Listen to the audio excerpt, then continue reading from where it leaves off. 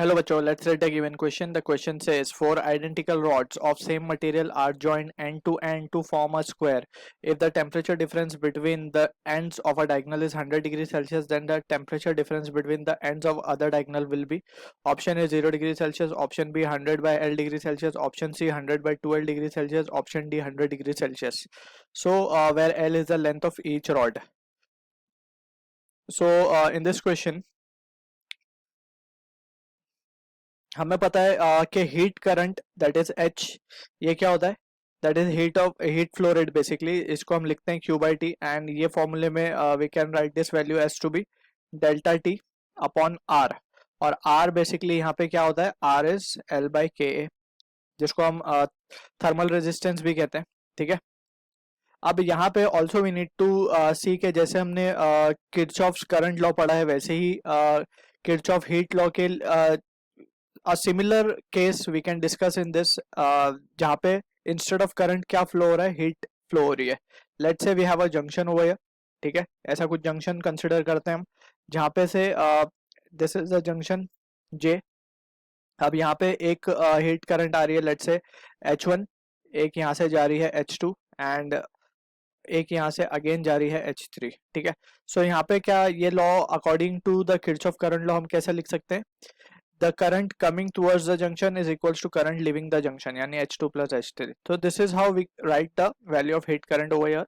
so यहाँ पे भी कुछ similar situation है, we will try to understand this first। let's suppose we have a square, ये एक rod हो गई, ये second rod, third, fourth।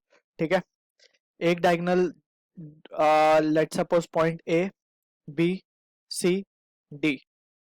अब सपोज करते हैं हम कि एक जंक्शन यानी कि हमें बेसिकली अगर हम क्वेश्चन में ध्यान से पढ़ें, so we have been given with T A minus T C, है ना। If the temperature difference between the ends of diagonal is 100 degree Celsius, यानी कि ए और सी का एंड के डायगोनल को हम मान लेते हैं कि ये हमें टेम्परेचर गिवन है 100 डिग्री सेल्सियस।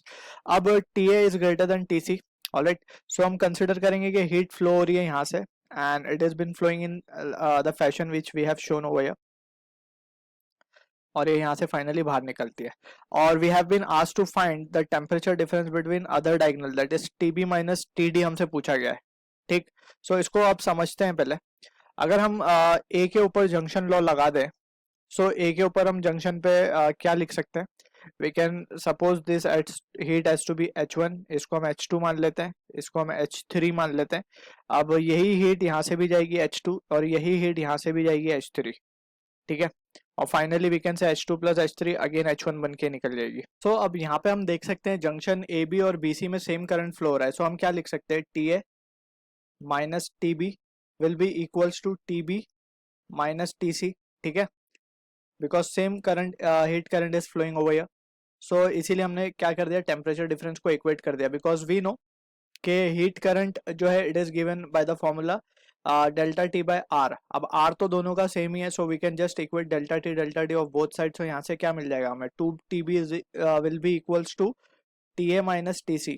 ठीक है, सिमिलरली लोअर जंक्शन में भी हम ये चीज कर सकते हैं, हम क्या लिख देंगे, T A minus T D will be equals to T D minus T C, और यहाँ से हमें क्या मिल जाएगा, 2TD will be equals to T A minus T C.